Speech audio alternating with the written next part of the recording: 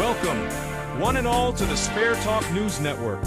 Your host, Rod Weaver, will be up momentarily as he gets ready for his one-on-one interactive podcast to kick things off. So, sit back and enjoy. And now, on with the show.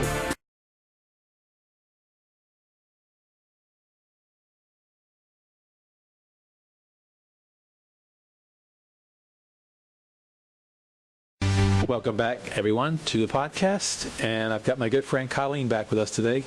Colleen, it's always a pleasure to have you here. Thanks, Rod. Always great to be back, especially when we get to talk about something as fun and, dare I say, a little bit quirky as bowling.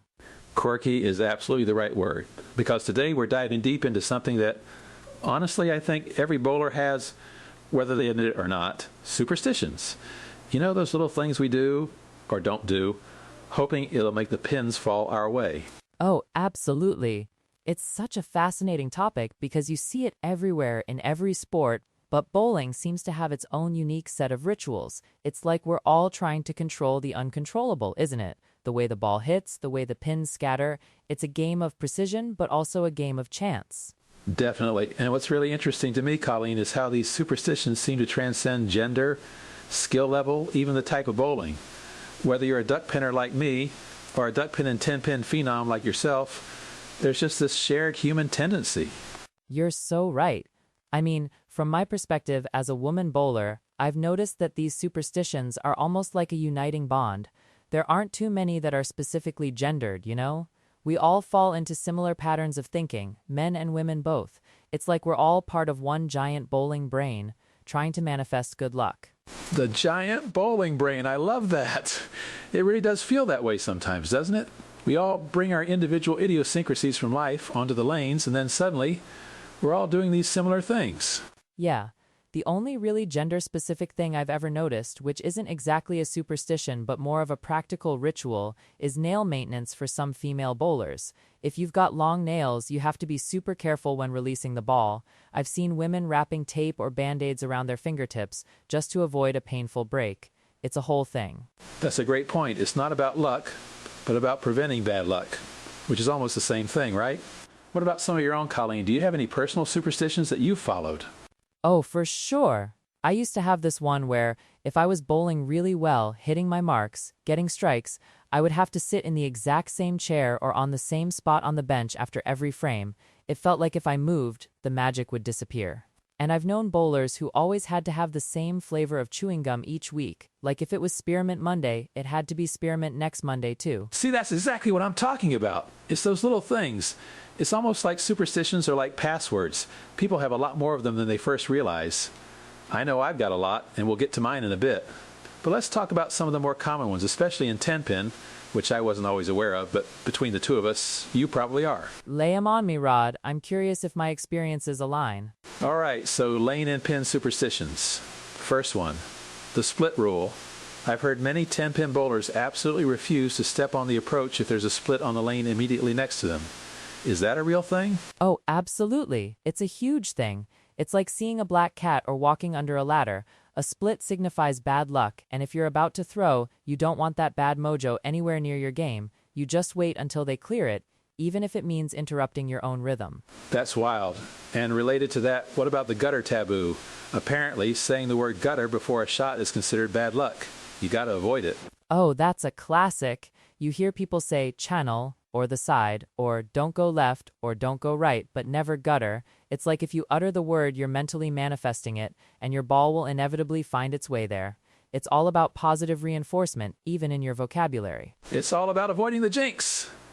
What about pre-shot routines? I see a lot of people doing specific things before they even get to the line. Definitely. That's a huge one. Some people take a very specific number of breaths, like 3 deep breaths. Others have a particular way they tie their shoes, always left first, then right, or vice versa. Or wiping their shoes with a specific hand, or even wiping the ball with a specific hand, or a certain number of times. It's all about consistency, which morphs into superstition. And the thumb hole check? I hear some bowlers do this thing where they'll take their thumb in and out of the ball 3 times before the approach. Is that for fit, or just pure ritual? A bit of both, honestly. It ensures a good fit, but then it becomes a ritual. 3 times, 5 times, whatever number feels right to them. It's part of getting into that mental zone, that muscle memory where everything has to be just so. That makes sense. It's about feeling ready. How about something even outside the actual game, like arrival time? Some people I know have to arrive at the bowling center at the exact same time every week. Oh, absolutely. It's about establishing a pattern, a routine that sets the stage for success. If you've been bowling well by arriving at 6:45 p.m. every Tuesday, then you better believe you'll be there at 6:45 p.m. next Tuesday. Breaking that pattern feels like you're inviting chaos into your game. It's incredible the lengths people will go for that sense of consistency. And then there's the score fears, like avoiding a 666 series. 3 consecutive games of 222, that's pretty specific. Yep, the Mark of the Beast series. It's definitely a thing for some. It's not just about getting a good score, it's about avoiding one that has negative connotations. Sometimes you'll see a bowler almost purposefully miss a spare or a strike in their third game if they're creeping up on that dreaded 222. It's wild, but that's how strong those beliefs can be. That's next level. It shows how deeply ingrained some of these can be. And then you've got the general superstitions, the ones people carry over from childhood or just everyday life. Like avoiding lane number 13. You see that in hotels too, right? No 13th floor. It just carries over into every aspect of life, including bowling lanes. Most centers will just skip that number anyway, which is probably a good thing. Yeah, many do. And then there's the lucky gear, wearing the same socks, a specific shirt, or carrying a rabbit's foot. I've heard of bowlers who won't wash their lucky shirt if they're on a hot streak. Oh, absolutely. I had a friend who had this pair of socks. They were practically disintegrating, but if she wore them, she swore she'd bowl better. And the smell, Rod, the smell, but nobody dared say anything if she was getting strikes. That's dedication, or maybe just a lack of laundry detergent, but it speaks to that powerful belief. Now let's talk about some of the ones that are common across all variations of bowling, duck pins included. Okay, this should be good. What do you have? All right, number 1, no bathroom breaks during a streak of strikes. You know this one, right? You just hold it in, no matter what. Oh my goodness, yes. That's a universal truth of bowling. If you're on a roll, if you've got 3 or 4 strikes in a row, you do not leave the area, you do not break the concentration, you just wait. It's like the universe will punish you with a split if you dare walk away. Exactly. The bowling gods are watching. And ball rituals, using only one ball, not letting others touch it, or wiping it a specific number of times. That's massive. Many bowlers, especially in 10-pin, have their ball. It's been drilled for them, it reacts a certain way. They wouldn't dream of letting someone else touch it, let alone use it. It's an extension of themselves. And wiping it, oh, it's not just about cleaning oil, it's about connecting with the ball, getting it ready for its job. It's almost like a living entity.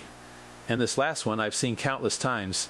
Bowlers telling a spectator not to leave if that spectator arrived when a player began a string of marks or strikes. Like, you're my good luck charm, don't move. Oh, that's hilarious and so true. I've been that spectator, and I've been the bowler who's done it. No, stay right there. Don't even breathe differently. It's the ultimate don't jinx it move, isn't it? You attribute your success to this external factor, and you dare not disrupt it. It is. It's amazing how our minds work. Speaking of personal superstitions, I've got a couple myself with duck pins that I consciously follow. During the warm-up period, for instance, which we probably mentioned in an earlier podcast about shadow bowling, I have a very specific routine. Do tell. I'm curious what kind of duck pin superstitions you've cultivated. Well, ideally, if I get 2 frames of practice, the first is just to roll 3 balls down the middle, just to warm up, get the arm loose. The second frame is more focused, 1 ball down the middle, then the next ball at the right corner, and the third ball rolled at the left corner. And then, if I happen to get a third practice frame, I switch it up slightly. 1 ball down the middle, then the left corner, and finally the right corner. That's incredibly specific, Rod. So you're setting a pattern almost like you're programming your arm and your brain for the game ahead. If you deviate, it feels wrong, right? Exactly. If I miss that routine, it's not the end of the world, but there's a little voice in my head that says, uh-oh, today might be a bit off. And my other big superstition, one I religiously follow with duck pins, is gripping the ball in the exact same place each time for each of the 3 balls. It's extremely rare if I just pick a ball off the rack, unless it's a house ball, and throw it without examining it first. That makes perfect sense, especially with duck pins where the balls don't have finger holes. You're looking for that perfect feel, that perfect seam or smooth spot. It's all about consistency for the release, and then it becomes a mental crutch too. It totally is. You want that tactile familiarity. Now let's switch gears a bit to something I've noticed among pro bowlers, especially in higher stakes competition. One superstition I've flagged for recall over the years is when some players actively avoid watching their opponent, especially in stepladder or bracket competition. Oh, that's a big one. It's like they're trying to stay in their own bubble, prevent any external pressure from messing with their headspace. Exactly. And I understand the reasoning. You want to focus purely on your own game, not get distracted or psyched out by what your opponent is doing. Personally, though, I don't endorse it. Not to say it's wrong for them, it's just my own take. I haven't been in too many stepladder events myself, no pro tours, but certainly open tournaments with top-level players. But for me, I welcomed the opportunity to witness everything that was going on. That's an interesting perspective. Most people I know try to block out the competition. What's your reasoning, Rod? Well, everybody's got a different way of handling the moment, right? There are no wrong viewpoints on this subject. It's a personal preference thing.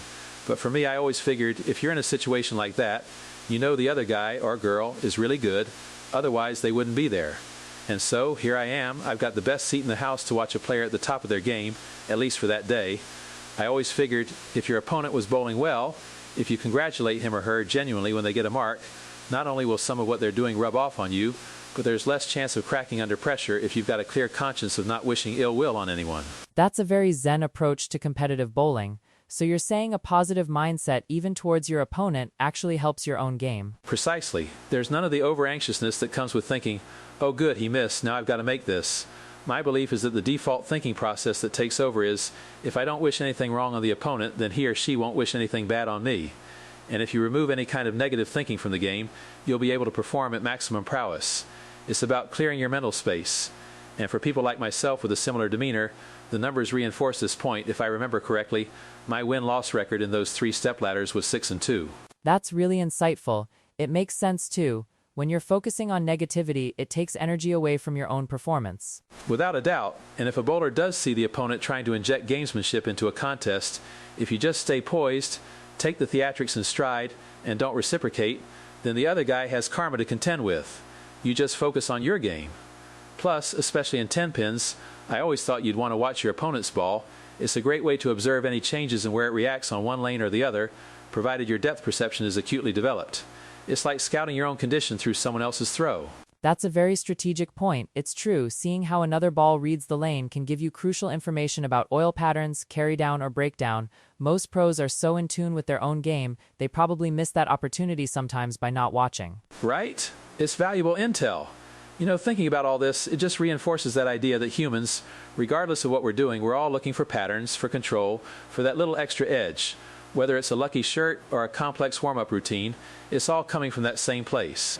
It's so true. It's almost comforting in a way to know that we all share these little quirks, these human tendencies. It really does feel like this giant brain we mentioned, where we're all just trying to navigate the world and the bowling lanes with a bit more certainty. Totally. And it reminds me of a topic that was really popular in the 70s and 80s, all about biorhythms. At first, I totally ignored it, but over the years, I think there might actually be something to it. But that's a conversation we'll definitely save for another podcast. Oh, that's a throwback. I remember hearing about those charts. You've piqued my interest for next time, Rod. This has been a really insightful look into the minds of bowlers and humans in general. It certainly has, Colleen. It's been fantastic having you break down these bowling superstitions with me. Thanks so much for joining us. This was indeed a wonderful conversation, Rod. Always a blast. And thank you all for listening. Whether you're a believer in lucky socks or just a fan of human psychology, we hope you enjoyed this deep dive into the quirky world of bowling superstitions. We'll catch you next time.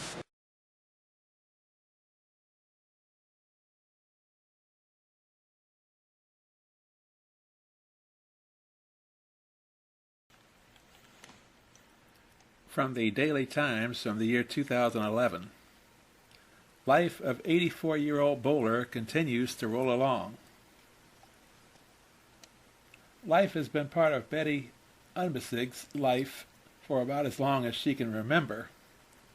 The Quincy native was 19 when she started practicing the sport with relatives in a 2-lane alley in the basement of the old State Theater, where pin boys re-racked the pins by hand after each frame. Now 84, Unbesig is still competing in bowling leagues 3 days a week, unwilling to let go of a sport that has kept her active, entertained, and socially connected through 3 husbands and a life full of good times and bad. Unbesig, who lives in an elevated Mississippi River camp overlooking Quincy Bay, has been known to fight her way through floodwater, ice, and snow to make sure she arrives on time for her scheduled bowling appointments. I'm the type of person that if I commit myself, if I say I'm going to do that, then I do it, she said. I just don't quit.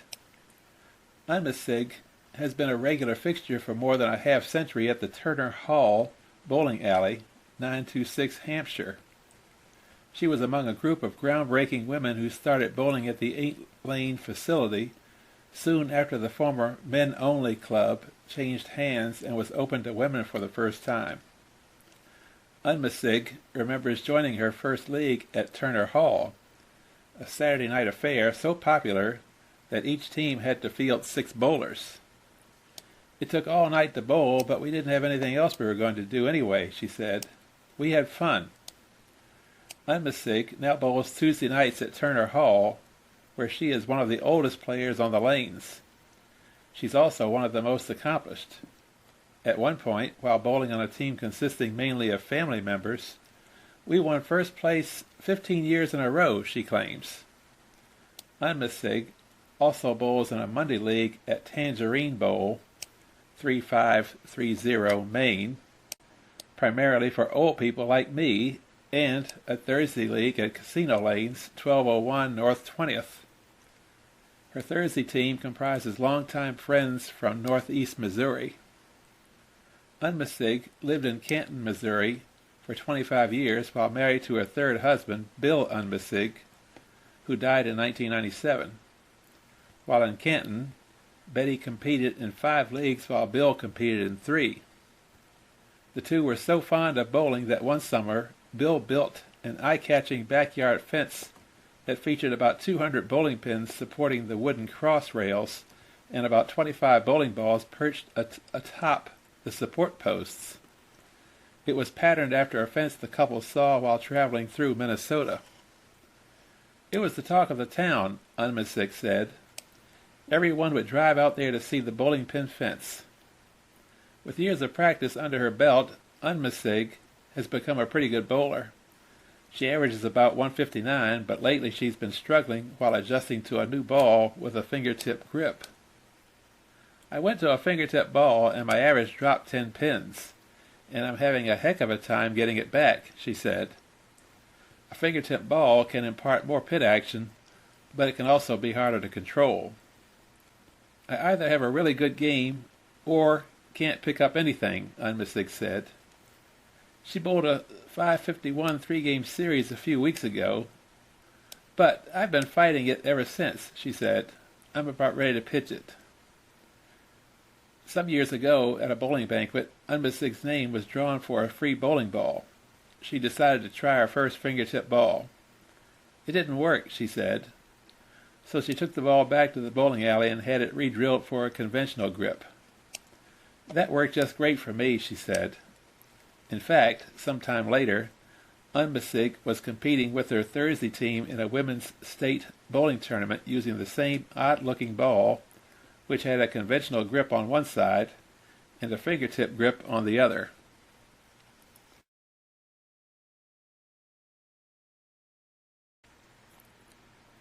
From the year 1978 in the Akron Beacon Journal. Victory stirs Ritger to readjust outlook. Dick Ritger has a new goal, even though retirement isn't far away. Ritger picked up his 19th Professional Bowlers Association Championship Saturday afternoon by defeating Marshall Holman 248 to 226 in the finals of the $80,000 Dutch Masters Open. Ritger, the president of the PBA, has been contemplating cutting back on his tour schedule. Now he's got a new goal. I'm really looking for number 20 now. I've got another goal to shoot for. If I can take the grind, all right. If not, then this is my last year on the tour. I feel right now that I want number 20. Now that I've got 19, I know that 20 is there. Ritger was in command from the moment he took to the lanes. He began the semifinal match against Dennis Lane by rolling 6 strikes in a row before a 4-pin stopped his bid for a 300 game. He finished the game with 5 more strikes, for a 279 to 244 win to move into the title game against the top-seeded Holman.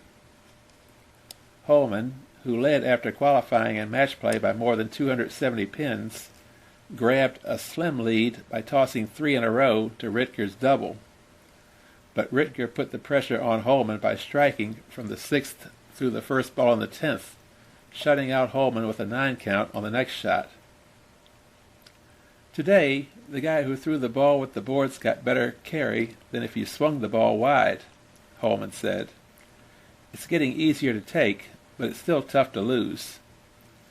The victory was worth $10,000 to Ritger, putting him in the number 4 position in this season's money winnings. He has earned $18,586.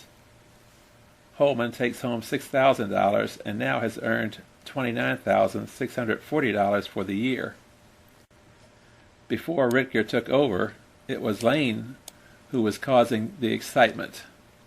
Lane began the nationally televised finals by defeating Palmer Fahlgren 269 to 204, leaving Fahlgren in 5th place with a $3,000 prize. Lane then eliminated Larry Lobb 216 to 188, sending Lobb to the sidelines in 4th place, worth $3,500. In the semifinal match, Lane didn't stand a chance, even though he was on the way to a 244 game. I wasn't paying much attention to Dick. I was just trying to make my shots and keep striking. That way, if he gave me a chance, I'd be in a position to take advantage of it, Lane said. Lane, who won $4,000 for 3rd place, is the only player on this year's Winter Tour who has cashed in all 6 tournaments. He raised his season total to $11,570. The PBA Tour continues next week with the $100,000 Midas Golden Challenge in the New Orleans suburb of Gretna, Louisiana, and Don Johnson, formerly of Akron, will be the defending champion.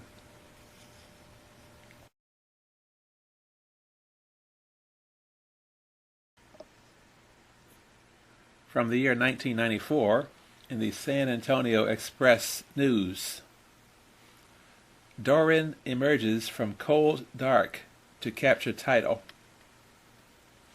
An ice storm couldn't stop Carolyn Doran of Richardson from winning her first Samstown LPBT Pro Singles title during the $70,000 Ebonite Classic in Columbia, Tennessee on Thursday. Doran beat Alida Sill of Dearborn, Michigan 216 to 207 for her 2nd career title and a check for $12,600. The storm left Galaxy Lanes and half of Columbia in darkness on Thursday. After waiting 4 hours for electricity to be restored, officials decided to hook up the generator from the ESPN truck to provide lights and power for a pair of lanes. Action in the finals started at 11 p.m. without heat or power in the center. Doran received her trophy at 1:30 a.m. Friday. Sill had beaten Dana Miller-Mackey 266 to 216, Anne Marie Duggan 268 to 228, and Wendy McPherson 233 to 232. Sill earned $6,300.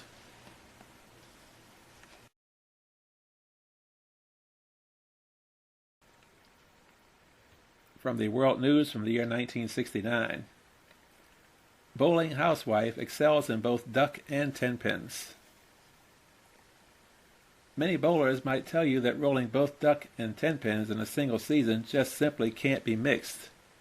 However, Barney Grice, both a duck and 10 pin enthusiast, might dispute the statement. She has the high games and sets in each sport to prove that they can be mixed for her. The 37-year-old housewife and the mother of a 12-year-old son took up the game of duck pins in 1963 at the defunct Starland Bowl. Continuing with ducks at Luck Lanes, Mrs. Grice became a 10-pin league member about a month ago. Rolling ducks, Barney is credited with 5 400 and over sets, a rare accomplishment for a woman. Her high average is 109, much higher than most duck pin women keglers. Just recently, she scored the first 400 set this season for women. On games of 147, 128, 135, Mrs. Grice had a 410 in the Women's Commercial League at Luck Lanes, which tied her high set at Luck in 1965. She set a city record high set for women of 429 at Starland in 1964. The following year, she followed with a 418, and when Starland closed, she moved to Luck, where she scored both a 410 and a 408 the following year in 1966. After rolling the most recent 410, Mrs. Grice said she couldn't express her feelings. She was so happy. "My knees were just shaking," she exclaimed. Barney's husband, Herndon Duck Grice, first introduced her to 10-pins, which he had taken up also, while still a duck-pin bowler. "I went to watch Duck one night over at All-Star, where he bowls, and I thought, well, this looks pretty interesting. I might like to try it." Barney said she guessed bowling just got in my blood. So she began substituting in the Star League at All-Star and later became a regular. It wasn't long until she came up with her highest 10-pin game and set of 231 and 590, averaging a giant 181. Barney has no preference of the two games. "I love them both," she laughed. "I roll in 2 duck-pin leagues and the 1 10-pin league, and sometimes sub in another duck league." Comparatively speaking, Mrs. Grice doesn't think there's too much difference between the two, and mixing them hasn't hurt either game. In fact, the night she scored the 410 followed the first morning of rolling 10-pins. "I think it might have helped me," Barney remarked. The congenial Kegler added that perhaps there is more pin action with the smaller pins. "Tens are awfully hard to slide over," she said. Barney has had little difficulty sliding ducks over. In 1965, she hit her highest game of 170, which included 4 strikes in a row, a difficult feat for duck-pin Keglers. Rolling a straight ball might possibly be the reason that one sport has not hurt the other, Mrs. Grice explained, "since I have the same delivery with each ball." Barney has become so enthused with 10-pins that she recently started her son rolling 10-pins in the Junior League at All-Star. "He likes the bowl too," she laughed. Mrs. Grice has one ambition in each sport. "I'd like to have a 450 in ducks and win a gold ring, and I'd like to roll a 600 in 10-pins. Barney has come extremely close to both feats, and it's a pretty safe bet that before the season's end, she might have accomplished one or both.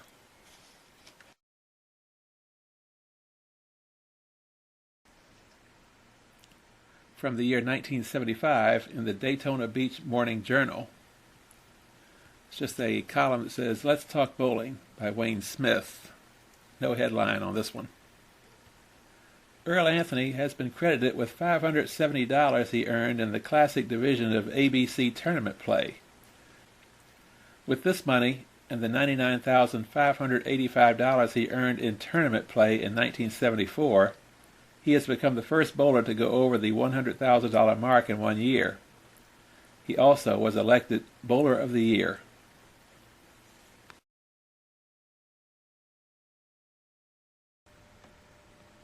From the Republican from the year 1995. Top seed captures women's candlepin title. Jan Sickenberger earned the candlepin title at this month's stop on the Women's Pro Tour. Top-seeded Sickenberger defeated Chris Corona in the title match 126 to 122. Corona climbed the ladder to bowl for the title, but her efforts fell just 4 pins short. In the first match of the day, 5th place qualifier Lisa Holtzen qualified with a 567, but Corona edged out a 116 to 113 victory. Next up was 3rd place qualifier Sharon Rowson. Corona earned a 123 to 108 victory for a shot at the title, but Sickenberger came through in the title match. Next month's stop will be the last stop of this year's tour. It will be held at the Westfield Bowling Center on Sunday, March 5th at 1 p.m. The Men's Pro Tour will be held at Agawam Bowl on Sunday, February 19 at 1 p.m.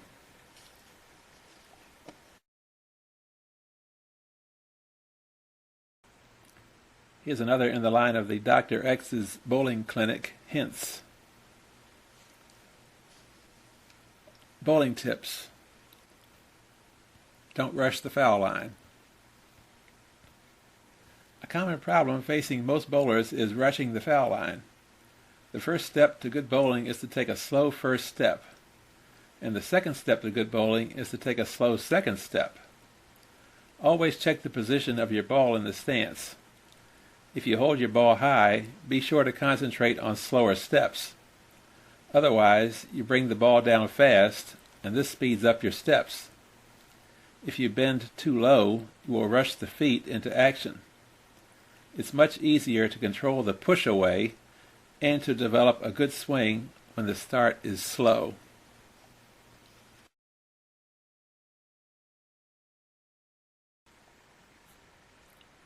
From the year 1963 in the Washington Daily News. An angry Alexandrian. An angry Alexandria lady bowler sends this interesting note. Last year we had 18 teams in our league. This year we have 12, with only 4 girls on each team. This drop is due to the dishonest way the trophies were awarded last year. There were none for high spares or strikes, but trophies were given for first and second high average, first, second, and third high games. The president and the chairman of the trophy committee had second and third high games. Also, the president received a bouquet made up of money. Trophies were also given for high set, high flat game, and the most improved bowler. Oh yes, the girl who works behind the counter received a trophy for the most improved personality. Can you blame the girls for not coming back? Many of us would like to see the Duckpin Congress make a set of rules governing awards, who would receive them, and the order in which they should be given.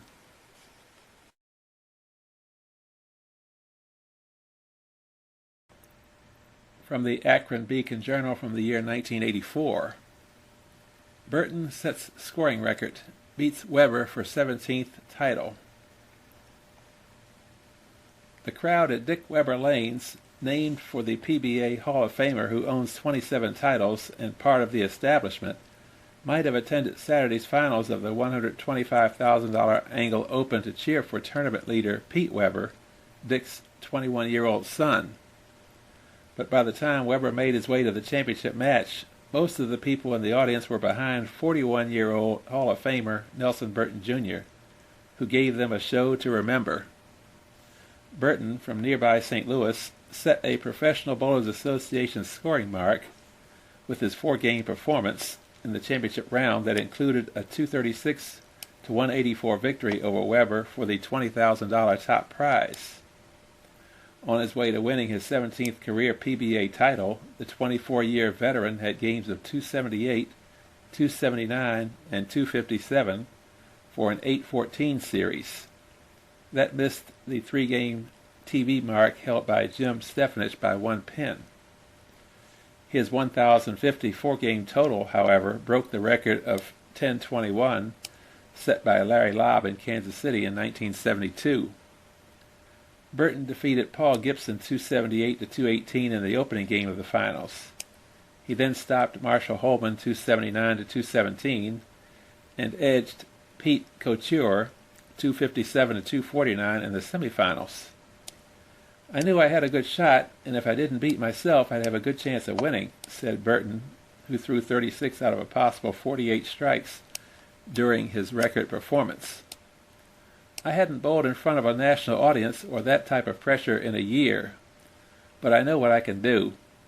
I've had plenty of experience, and I don't have to mess around, he added. I know what my capabilities are, so I just tried not to beat myself and to maintain my form. Anytime you're 41 years old, all of the wins are big because you don't know how often you're going to be there again. In the title match, Burton took advantage of a couple of miscues by Weber to coast in. Weber missed 10 pins in the 4th and 7th frames, taking all of the pressure off Burton. I was shaking like a leaf, Weber said. But after I missed that second 10-pin, all my nervousness went away. After his second open of the game, Weber doubled, but by then it was too late. I felt good until I got up to the approach for my first shot, said Weber, who earned $11,000. It took me a while to calm down. Against Holman, Burton tripped the 4-9 split for a strike in the first frame. Holman left a solid 10-pin in the sixth and left a solid 4-9 split in the eighth, which proved to be costly. Burton had his toughest match against Couture, having to double in the 10th frame to win.